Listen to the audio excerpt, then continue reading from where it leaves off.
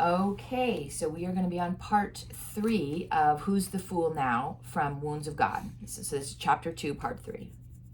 The gathering of men listened spellbound to the urgency of his voice as he clung like a terrier to a rat to his insistence on God's merciful love as the one central, all-supporting fact of life. The prior watched him without emotion, biding his time. In debate, this man was magnificent, but he was not invulnerable, it seemed. There were other ways of discrediting him.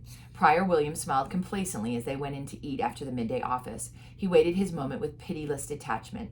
There was entertainment to be derived from seeing this accomplished and scholarly aristocrat grow increasingly uneasy as he tried to ignore the sadistic patience of his host, tried not to lose his nerve under that unpleasantly speculative gaze. There was pleasure in the waiting, but not too long. Once grace was said, the men seated, and the meal was underway, the cruel, gentle voice began. "Oh, but we mustn't forget to cut your food up for you, Father Columba. Ah, it is done. Can you manage, or not really? Alas, how thoughtless of me to provide insufficiently for you. Look, Father Columba, you have dropped a piece of meat. It seems a shame to soil your garment so, does it not? Perhaps you should have a towel tied about you, as a child does who is learning to eat, yes? That would answer your requirements, would it not? Fetch a towel, boy, a large one, and tie it about him." The conversation at the head of the table had ceased in the embarrassment of this baiting, and the men occupied themselves self-consciously with their food. Father Peregrine withdrew his hands from sight and hid them in his lap, protected from view by the wide sleeves of his habit. Mute and still, he waited for the next jibe.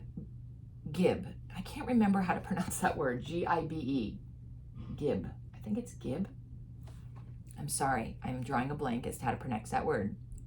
But the next poking, as the boy came towards him with the towel, and Prior William leaned forward to speak again, his victory shining softly in his eyes. And Abbe Guillaume is going to reply something in French, unhappily, but the prior did not heed him.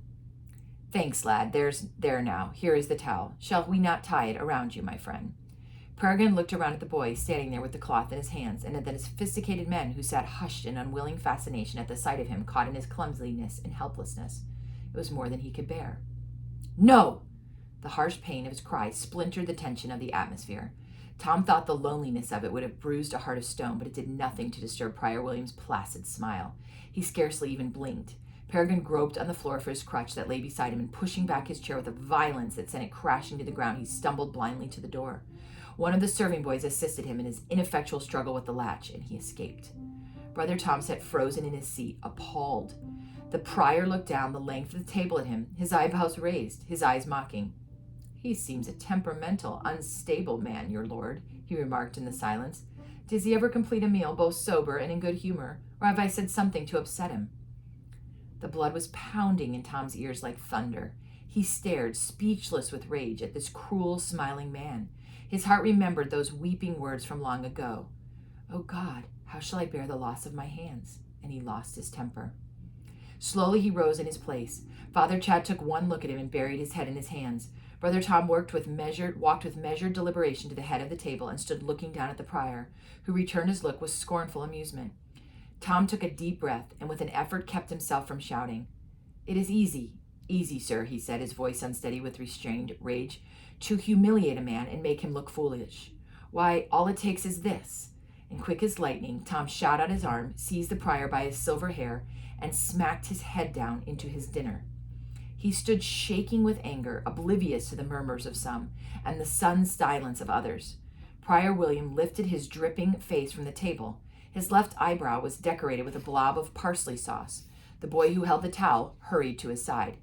"It's not so easy to win a debate, nor to humble yourself before another man," Tom bellowed at him. "That takes intellect and courage. You, my lord, have made it plain that you have neither."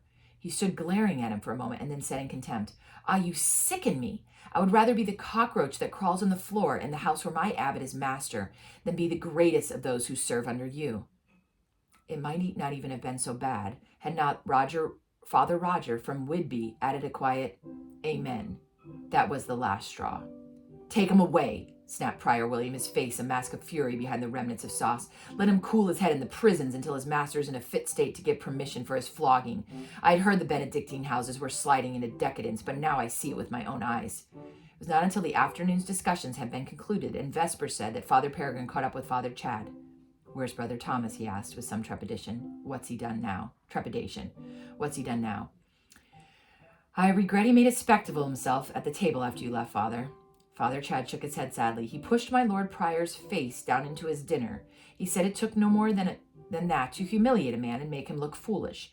He said it took courage to humble oneself before another man and intellect to win a debate, and that my Lord Prior had neither. His implication was that you, Father, have both, though he left that unsaid. He raised his face to look at his superior, sorry and ashamed, but Peregrine was grinning at him incredulously. He did so. He said that? Well, God bless him. That redeems a few insults. Courage to humble oneself and intellect to win a debate. And I was about to run away. What have they done with him then? He was confined in the prison, Father, until you should be with us again to give permission for his flogging. Flogging for what? Not I. They'll not lay a finger on him. The confrontation came in the chapter meeting the following morning as part of the business before the theological debate. Brother Tom, disheveled and defiant, was brought to stand before the gathering to face the prior, enthroned on his high-backed, intricately carved chair on its dais. Prior William regarded him with cold dislike, as much charity as a man bears toward the slug on his salad, thought Tom. You deserve to be flogged, you young fool, said the suave, smooth voice, for your gross and brutish manners. You give your permission, I am sure, Father Columba, for his beating. The velvet voice permitted itself a shade of triumph. He had caught them, disgraced them, discredited them, but Father Peregrine replied, I do not. He rose to his feet. In my house, he said, we do not flog a man for loyalty, nor for love, however inadvisedly expressed. We treasure it. However, neither do we permit discourtesy and violence to go unchecked. Brother Thomas, you must ask forgiveness. Brother Tom looked at his abbot, who returned his look calmly, confident of his authority with his own, and he knelt before the prior. Father, I humbly confess my fault of great discourtesy and unseemly violence. I ask God's forgiveness for my offense, and yours, my lord. Prior William looked down at Brother Tom, his pale eyes bulging with rage. He had no idea how they'd done it, but they turned the tables on him somehow. For how can you humiliate a man who humbles himself, or disgrace a man who willingly kneels? There stood that insufferable cripple with the bearing of a king, and there knelt his loutish boy, humbly begging forgiveness, with not even a trace of cynicism or rebellion to his voice that one could fasten on to condemn. You are forgiven, go in peace, the prior spat out after the custom of his house. The beautiful words almost choked him. Go to hell would have been more in line with the look on his face. Peregrine spoke again. I recommend for your penance, my son, that you be returned to your cell, for it seems I cannot guarantee your self-control when you are provoked to anger. I suggest you fast there on bread and water until we return home. So be it, snapped the prior, and irritably dismissed Brother Tom with his long, white, bejeweled hand. So Tom finished the week as he had begun it, fasting on bread and water and narrow escape of a severe beating. There were 3 prison cells, grim stone hovels, whose only light was the rays of the morning sun shining through the small barred windows set in each of the heavy doors.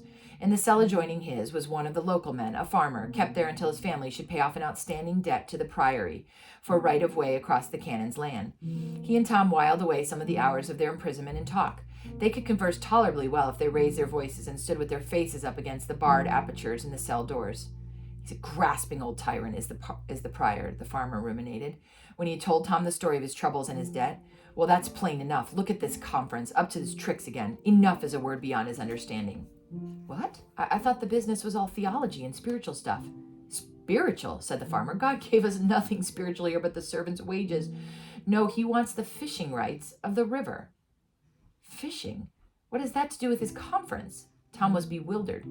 Justice and mercy isn't all this talk, am I right? I thought so. Well, young man, justice, in Prior William's terms, is that all the fishing of the whole stretch of the river that runs through the lands, 4 miles of it nigh on, is his. He can turn off any of the villagers who seek a little fishing there and fine any poachers. Mercy means that a man of the cloth like him should look kindly on the rights of the villagers have enjoyed for years, and let them have a little pleasure that end a few fish dinners at his expense. Now then, which is a man of God, just or merciful? Prior William's notion is to have justice win the day, so that he can lean on the bishop to back him up when he petitions the sheriffs to enforce his fishing prohibition. Eh? Are you still there? I'm here, but stone the crows, the greedy old... Is it true what you are saying? Fishing? Aye, well, you monks eat a lot of fish, the farmer chuckled appreciatively at Tom's indignant snort. Any road, that's the story, up? Here comes my vegetable broth and your dry bread. Mother of God, you must have almost a £1/4 there. It's a feast day. No, he's only getting bread and water, but they're giving him a ton of bread. Father Peregrine also finished the conference lightheaded with hunger, surviving the nightmarish meals where, for the glory of God, he humbled himself to be tied in a towel like a child. He also finished triumphant in debate, having established beyond all doubt in the minds of his bearers what they should have known anyway, that it is mercy which is the power of God. So Prior William, having spent hand over fist on hospitality to prove the opposite point, lost his case, had his suit rejected by the bishop, and lost his fishing rights too. He did not come out to bid Father Peregrine farewell on the morning they left. Tom, having been released from imprisonment, eaten heartily and shaved his abbot with loving care. But as they rode out, Abbe Guillaume hailed them from across the court, where his own party were making ready. He came running breathlessly. And then he spoke in French, taking Peregrine's hand tenderly, and said, "It is an honor to engage in debate with you once more." Peregrine bent down in the saddle and gave the Abbe the kiss of brotherhood. He stood, still clinging to Father Peregrine's hand, his chins quivering with emotion. And then he said in Latin, "The man who humbles himself is exalted. God will not forget." And he kissed the twisted hands. Standing back from them, he waved in salute. "Adieu, Frere Thomas. Would I were loved by our young brothers as well as your Abbe is loved by you.